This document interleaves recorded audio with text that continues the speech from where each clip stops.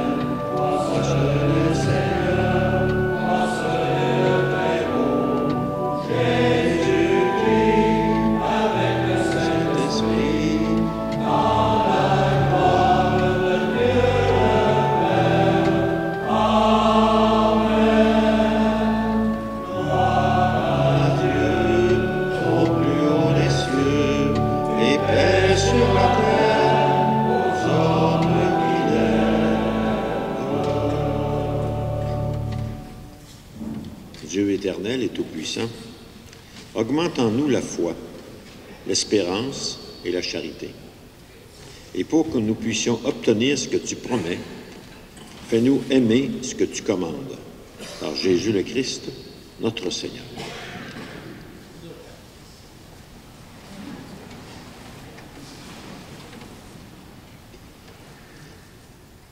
Lecture du livre de Ben Sira le Sage. Le Seigneur est un juge qui se montre impartial envers les personnes.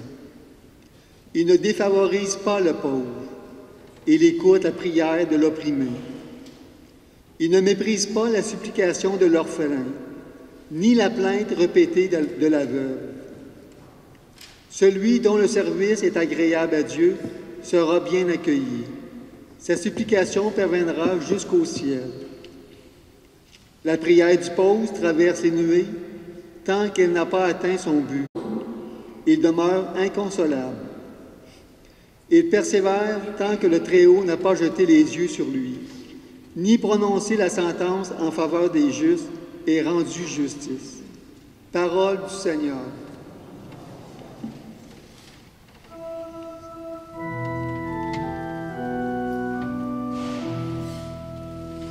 Un pauvre crie, le Seigneur entend.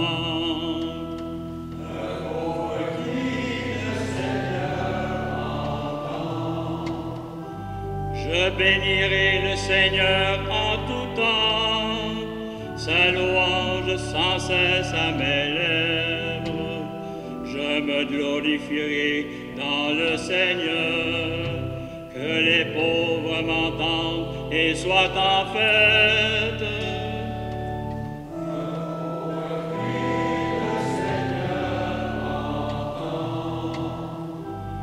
Le Seigneur regarde les justes, il écoute attentif à leur cri. Le Seigneur entend ceux qui l'appellent, de toutes leurs angoisses, il les délivre. Un pauvre cri, le Seigneur entend. Il est proche du cœur brisé, il sauve l'esprit abattu. Le Seigneur rachètera ses serviteurs. Pas de châtiment pour qui trouve en lui son refuge. Un pauvre cri, le Seigneur entend.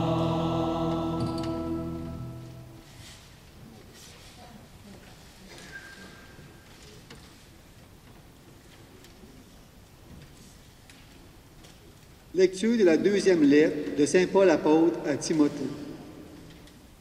Bien-aimé, je suis déjà offert en sacrifice. Le moment de mon départ est venu. J'ai mené le bon combat. J'ai achevé ma course. J'ai gardé la foi. Je n'ai plus qu'à recevoir la couronne de la justice. Le Seigneur, le juste juge, me la remettra en ces jours-là. Et non seulement à moi, mais aussi à tous ceux qui auront désiré avec amour sa manifestation glorieuse. La première fois que j'ai présenté ma défense, personne ne m'a soutenu. Tous m'ont abandonné. Que cela ne soit pas retenu contre eux. Le Seigneur, lui, m'a assisté. Il m'a rempli de force pour que par moi, la proclamation de l'Évangile s'accomplisse jusqu'au bout et que toutes les nations l'entendent. J'ai été arraché à la gueule du lion. Le Seigneur m'arrachera encore à tout ce qu'on fait pour me nuire. Il me sauvera et me fera entrer dans son royaume céleste. À lui la gloire pour les siècles des siècles. Amen. Parole du Seigneur.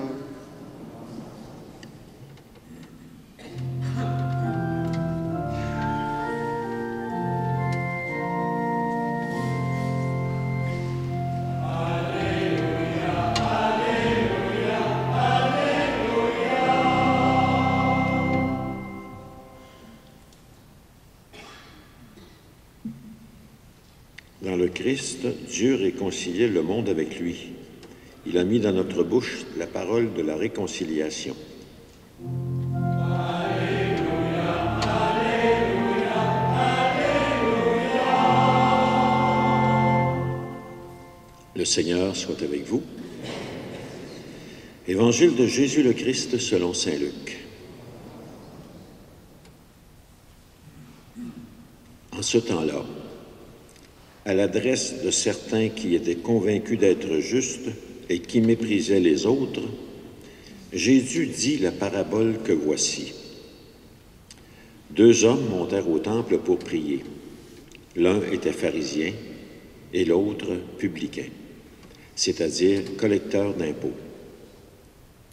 Le pharisien se tenait debout et priait en lui-même. « Mon Dieu, je te rends grâce parce que je ne suis pas comme les autres hommes. Ils sont voleurs, injustes, adultères, ou encore comme ce publicain. Je jeûne 2 fois par semaine et je verse le 10e de tout ce que je gagne. » Le publicain, lui, se tenait à distance et n'osait même pas lever les yeux vers le ciel. Mais il se frappait la poitrine en disant « Mon Dieu, montre-toi favorable au pécheur que je suis. » Je vous le déclare, quand ce dernier redescendit dans sa maison, c'est lui qui était devenu un homme juste, plutôt que l'autre. Qui s'élève sera abaissé, qui s'abaisse sera élevé. Acclamons la parole de Dieu.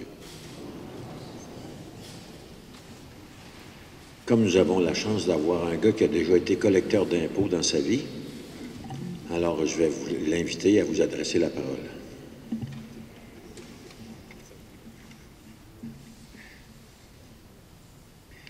Bon. Bonjour à tous et à toutes. Alors, il est important pour nous en Église, chaque fois que la parole de Dieu est proclamée, de nous poser des questions et dire, ah, cet après-midi, ça parle de deux personnes, un qui il voit ses fautes et l'autre qui voit les fautes de son prochain. Alors, il est important toujours de nous interroger, qu'est-ce que ça me dit, à quoi ça me rappelle? Ça, c'est comme ma clé chaque fois que je vais préparer une homélie pour avoir quelque chose d'intelligent à dire. Non, c'est dans le fond pour que ce soit concret, que ce soit pour nos vies, pour ta vie, pour ma vie. Alors, quand je lisais cet évangile, ça me rappelait un événement qui m'est arrivé il y a 2 mois. Je jasais avec des croyants pas pratiquants, du bon monde, que j'ai rencontrés par hasard.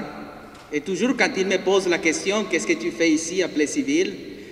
Même si je vais skipper la réponse, ben, je n'ai pas le choix, je le dis. Je suis séminariste et je te dis pour devenir prêtre.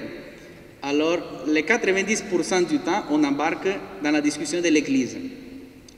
Et alors, on parlait de l'Église et eux, comme sont des Québécois, c'est sûr que m'ont partagé, oui, l'Église, leur vision d'Église. Et dit, bon, dans l'Église, il y avait les abus d'autorité, les abus de pouvoir et tout ce que vous et moi, on connaît. On connaît les discours. Mais j'ai dit aux gars, écoute, est-ce que l'Église au Québec, les prêtres, les religieux, les religieuses, ont fait quelque chose de bon pour la société? Et ils m'ont répondu oui. Mais ils m'ont répondu tous les deux quelque chose qui m'a beaucoup frappé. Ils m'ont répondu, chez quelqu'un, la première chose qu'on voit, ce sont ses défauts. Ses défauts. Et à ce moment-là, je me suis dit, ah, le Canada n'est pas très différent du Nicaragua, d'où je viens. Parce que c'est vrai, la première tendance qu'on a, c'est voir les défauts des autres, ses péchés. Un peu comme les pharisiens, ils voient les péchés de son frère. Ce qui est vrai. Les actions qui ont été posées dans le passé, c'est sûr que c'est douloureux. Mais c'est triste de voir que dans le monde aujourd'hui, ce qui est mauvais, ce qui est méchant, a plus de poids que les bonnes actions. Alors, mais l'intéressant, c'est dans le fond de voir, moi je voyais dans ma vie, que oui, c'est vrai, je pensais comme ces gens-là, quand j'ai travaillé, quand j'étais collecteur d'impôts, comme on dit Marcel. Et oui, la première chose que je voyais chez les gens, c'était leurs défauts. Même dans ma vie personnelle, pendant des années, l'unique chose que je voyais chez mon père, c'était ses défauts. Et j'avais raison, parce que c'était vrai. C'est comme les péchés du publicain, c'est vrai. Mais dans l'évangile d'aujourd'hui, on voit que dans le temps de Jésus, ce n'est pas très différent du monde d'aujourd'hui. C'est-à-dire, les pharisiens est un gars de son monde, de son époque. Il est en train de prier, en plus. En train de prier, il dit, « Mon Dieu, je te rends grâce, parce que je ne suis pas comme les autres hommes, voleurs, injustes, adultères, ou encore comme ces publicains. » Mais la question à nous poser aujourd'hui, c'est vrai, c'est le regard que les gens portent sur les autres, sur l'Église, sur ceux qui ont fait des choses horribles, ce qui est vrai. Mais cet évangile, il nous montre le regard de Dieu. Quel est le regard de Dieu? Le regard de Dieu, dans le fond, est un regard de miséricorde, parce qu'il voit les actions du publicain. Il voit, c'est vrai ce qu'il a fait, mais par contre, il voit son cœur repenti. Parce qu'une chose qu'il m'a dit en église, une fois quand j'étais assis comme vous, en train d'écouter une homélie, on m'a dit quelque chose qui m'a beaucoup frappé. Dieu haït les péchés, haït les mauvaises actions, parce que ça fait souffrir les autres, ça nous fait souffrir. Mais par contre, il aime les pécheurs. Il veut que les pécheurs se sentent aimés de lui, qu'ils changent de vie. Alors maintenant, on comprend pourquoi le publicain, quand il est rentré chez lui, il a été pardonné. Il a été pardonné. Parce que dans son cœur, il était conscient que probablement était un voleur, un injuste, un adultère. Mais il n'osait même pas lever les yeux vers Dieu. mais probablement avait entendu cette même parole que moi un jour, quand j'étais assis dans un banc d'église, que Dieu aime les pécheurs, aime celui qui regrette ses actions. Alors, qu'est-ce que ça nous dit pour nous dans le monde d'aujourd'hui? Quel est le message que Dieu veut nous transmettre dans le fond? C'est que nous sommes appelés à voir le même regard de Dieu envers les autres. Et cela est très important. Le regard de Dieu est très important. Peu importe si on soit croyant, peu importe qu'on soit catholique, musulman, peu importe. Pour avoir de vraies relations humaines, pour aimer les autres, il est important de pas juste rester en train de voir les défauts des autres. Si mettons dans un couple, l'unique chose qu'on voit chez son mari ou chez sa femme, ce sont ses défauts, au moment donné, ça va mal aller, ça va finir par craquer. Il y aura plus, on ne peut plus donner à l'autre, on ne peut plus voir ce qu'il y a de bon. Mais aussi, si chez les enfants, on voit juste les défauts de leurs parents et on ne tient pas compte vraiment, même si mon père n'avait pas beaucoup de temps pour moi, quand j'étais petit, il s'est levé la nuit pour prendre soin de moi. Même si mon père était colérique, même s'il était violent des fois, quand même il a pris soin de moi. Ça c'est quelque chose, il a travaillé pour me donner une vie. Il a travaillé dur, même s'il n'était pas un père amoureux, mais on a posé des gestes d'amour quand même. Ce n'est pas juste les mauvais côtés qui comptent. Dans l'évangile, quel pensez-vous qui était le problème du pharisien? Quel a été le péché du pharisien dans le fond? Ce qu'il se pensait meilleur que son frère. Dans le fond, il le méprisait. Il ne comprenait pas les faiblesses de son frère. Il ne voyait pas d'autre chose aussi. C'est qu'il ne voyait pas que son frère, celui qui était à côté, il souffrait de ses actions. Et sur la croix, Jésus nous a appris quelque chose de très intéressant. Il a dit, sur la croix, Père, pardonne-leur, car ils ne savent pas ce qu'ils font. Ça, c'est une parole qu'on entend au Vendredi Saint. Parmi l'évangile qui est tellement long, mais tellement profond, Père, pardonne-leur, car ils ne savent pas ce qu'ils font. C'est clair, ils étaient en train de tuer le Fils de Dieu, l'unique juste à 100%. Mais Jésus avait ce regard pour les hommes, ce regard d'amour. Et une autre chose qu'un jour j'ai entendu en église qui m'a beaucoup frappé, c'était « Il n'y a pas de personnes méchantes dans le monde. Il y a des gens trompés par le démon. Parce que même celui qui fait le mal, il croit faire le bien. Mais il est tellement aveugle qu'il finit pour se faire mal, lui, et se faire mal aux autres. Mais nous, comme chrétiens, nous sommes appelés à porter ce regard, le regard de Dieu dans le monde, à être l'instrument pour donner la chance aux autres, dans un monde où peut-être les gens n'ont pas souvent une deuxième opportunité, parce que leurs actions ont été tellement blessantes, tellement horribles, qu'on ne donne pas aux gens la chance de repentir, que les gens se sentent aimés tels qu'ils sont. Mais comment nous, on peut aimer celui qui a fait le mal? Ce n'est pas évident. Ça nous blesse. On ne le comprend pas. Mais nous, comme chrétiens, on est aussi appelés à prendre conscience de nous-mêmes, de nos propres défauts, de nos propres limites, de nos propres faiblesses. Une fois qu'on prend conscience de nos propres faiblesses, nos limites, nos propres péchés aussi, on peut commencer à comprendre ceux qui sont peut-être moins bons que nous. Alors, frères et sœurs, rendons grâce à Dieu vraiment pour cette parole de miséricorde, parce que le monde en a besoin, et ça compte aussi dans nos prières. Amen. On va dire ensemble notre « Je crois en Dieu ».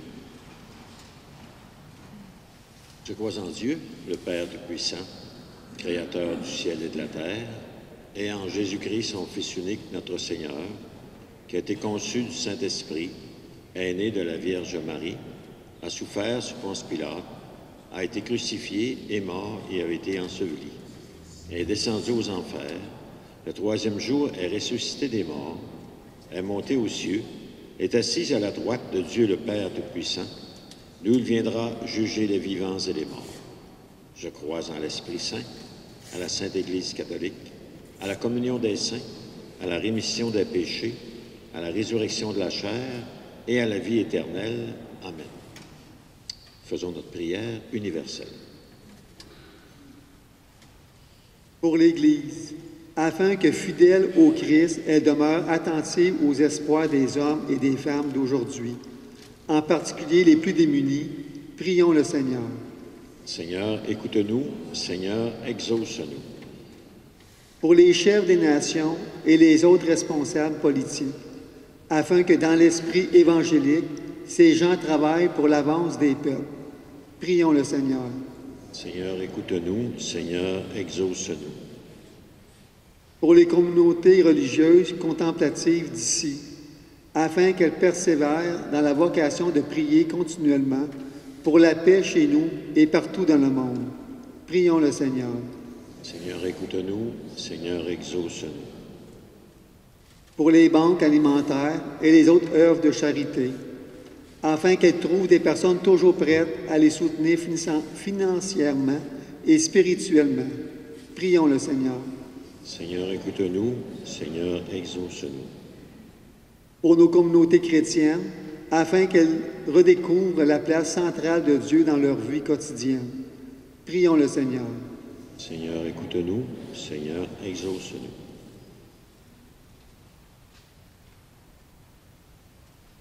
Dieu notre Père, tu cherches toujours notre bien et tu ne cesses de nous combler de tes grâces et de tes bénédictions. Exauce nos prières aujourd'hui et remplis-nous de ton esprit. Nous te le demandons par Jésus le Christ, notre Seigneur. Amen.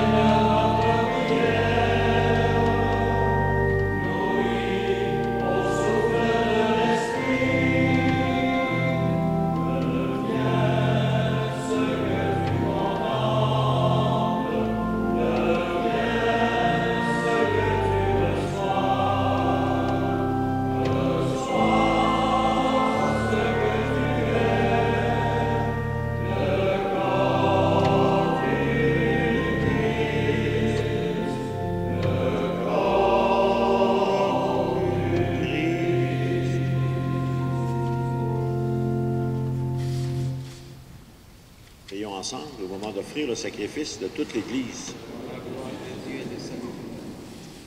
Regarde les présents déposés devant toi, Seigneur, notre Dieu. Permets que notre célébration contribue d'abord à ta gloire, par Jésus le Christ, notre Seigneur. Le Seigneur soit avec vous. Élevons notre cœur et rendons grâce au Seigneur, notre Dieu. Vraiment, il est juste et bon de te rendre gloire, de t'offrir notre action de grâce, toujours et en tout lieu. À toi, Père très saint, Dieu éternel et tout-puissant, par le Christ, notre Seigneur. Dans sa pitié pour notre misère, il a voulu naître d'une femme, la Vierge Marie. Par sa passion et sa croix, il nous a délivrés de la mort éternelle. Par sa résurrection d'entre les morts, il nous donne la vie qui n'aura pas de fin. C'est pourquoi, avec tous les vivants qui sont auprès de toi, nous chantons l'hymne de ta gloire et sans fin nous proclamons.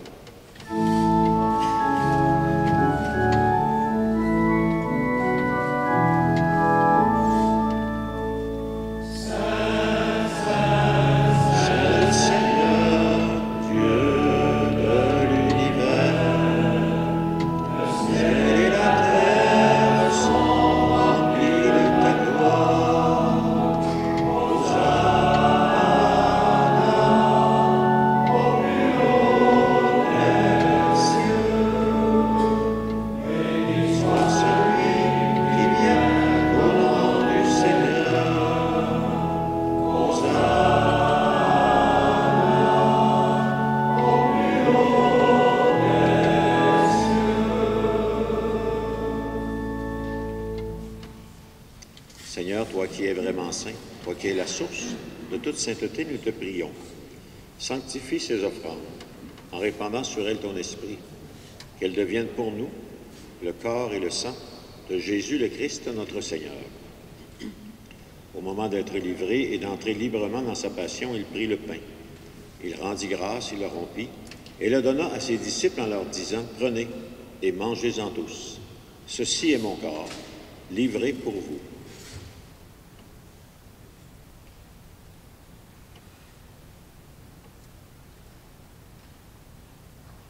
De même, à la fin du repas, il prit la coupe.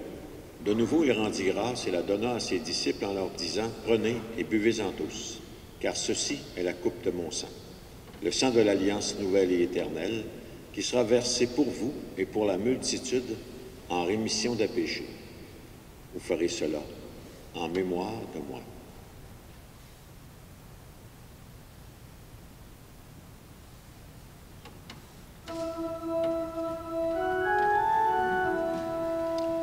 Il est grand le mystère de la foi.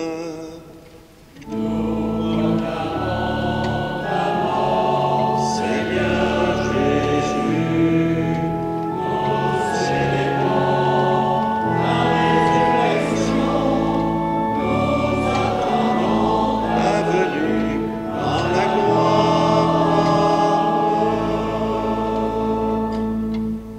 Faisant ainsi mémoire de la mort et de la résurrection de ton Fils, nous t'offrons, Seigneur, le pain de la vie, la coupe du salut, et nous te rendons grâce car tu nous as choisis pour servir en ta présence. Humblement, nous te demandons qu'en ayant part au corps et au sang du Christ, nous soyons rassemblés par l'Esprit Saint en un seul corps. Souviens-toi de ton Église répandue à travers le monde. Fais-la grandir dans ta charité avec le pape François, notre évêque Monseigneur Lacroix, et tous ceux et celles qui prennent charge de ton peuple. Et puis rappelle-toi nos frères et sœurs endormis dans l'espérance de la résurrection. Et en particulier, aujourd'hui, nous nous rappelons Louise Thibodeau. Reçois-la avec tous ceux et celles qui ont quitté cette vie dans ta lumière auprès de toi. Et sur nous tous, nous implorons ta bonté. Permets qu'avec Marie, la Mère de Dieu, les apôtres, les saints de tous les temps, permets que nous ayons part à la vie éternelle et que nous chantions ta louange par Jésus le Christ, ton Fils bien-aimé. Par lui, avec lui et en lui, à toi, Dieu le Père Tout-Puissant, dans l'unité du Saint-Esprit, tout honneur et toute gloire pour les siècles des siècles.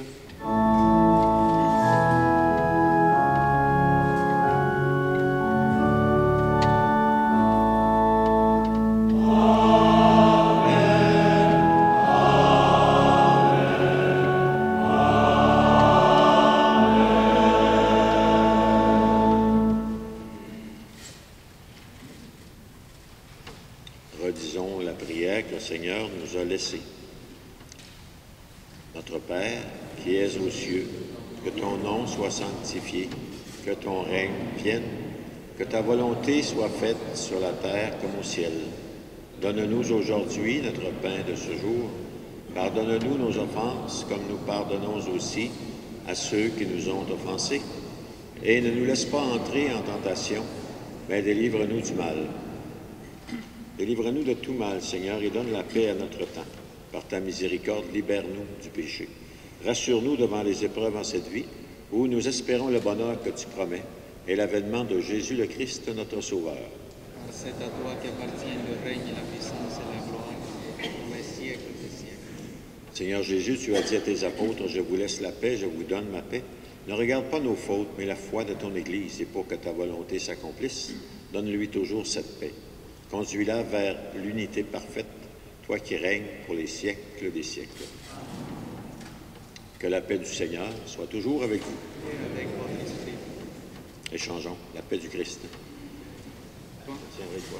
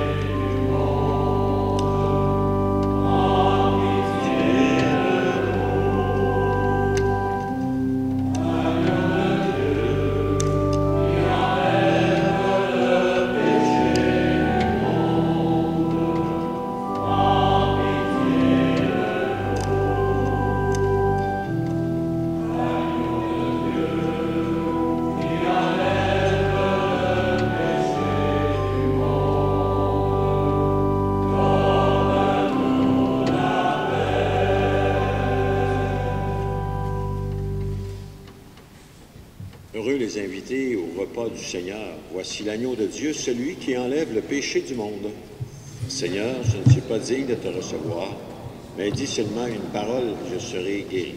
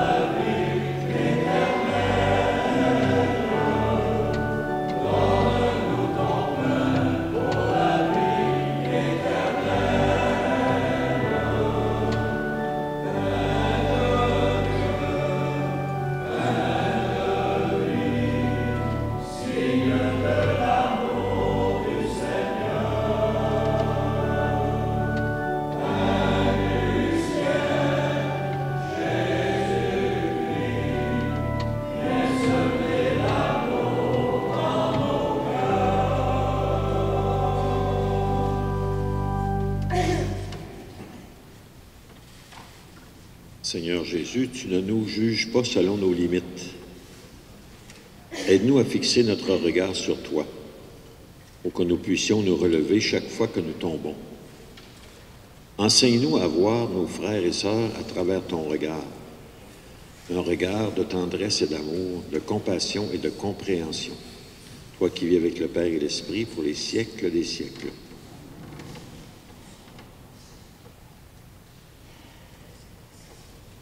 Nous recommandons à vos prières Madame Lise Fortin,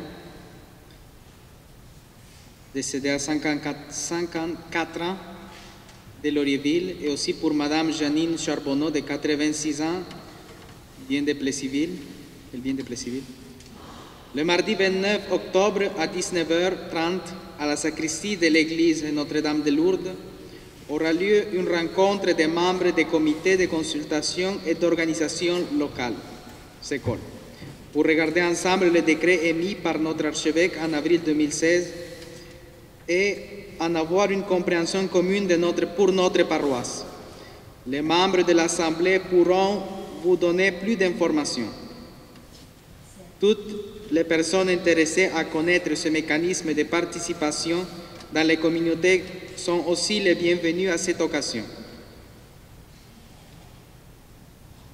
Le vendredi 1er novembre, c'est la Toussaint.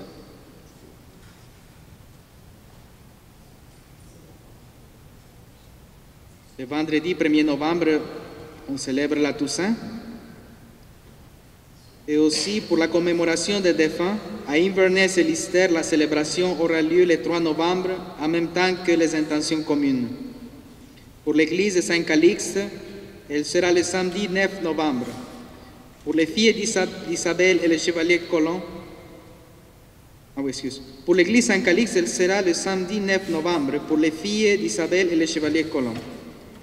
Pour l'église de Laurierville, la célébration sera le dimanche 10 novembre suivi d'un brunch.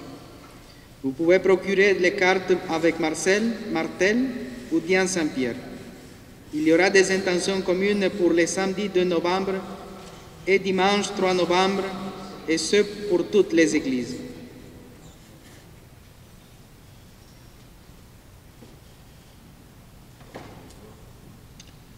Est-ce que vous avez fait vos préarrangements funéraires? Quelle question quand même, hein? Mais parce que le mois de novembre arrive, là. Alors, il y avait un couple de personnes âgées qui remettaient ça d'année en année, tout le temps. Fait qu'à un moment donné, il y a un de leurs fils qui, pour un cadeau de Noël, il fait ça à sa mère. Il dit, tiens, j'ai fait tes préarrangements funéraires, tout est prêt. Voici ton reçu, t'es correct. Ah, la madame était bien contente. L'année suivante, le fils, il ne fait pas de cadeau. La mère a dit, cette année, tu ne me fais pas de cadeau? Il dit, non, tu t'es pas servi de celui de l'année passée. Demandez au Seigneur qui nous bénisse. Que Dieu Tout-Puissant nous bénisse et nous garde. Le Père, le Fils et le Saint-Esprit. Allons et restons dans la paix du Christ. Bonne fin de semaine.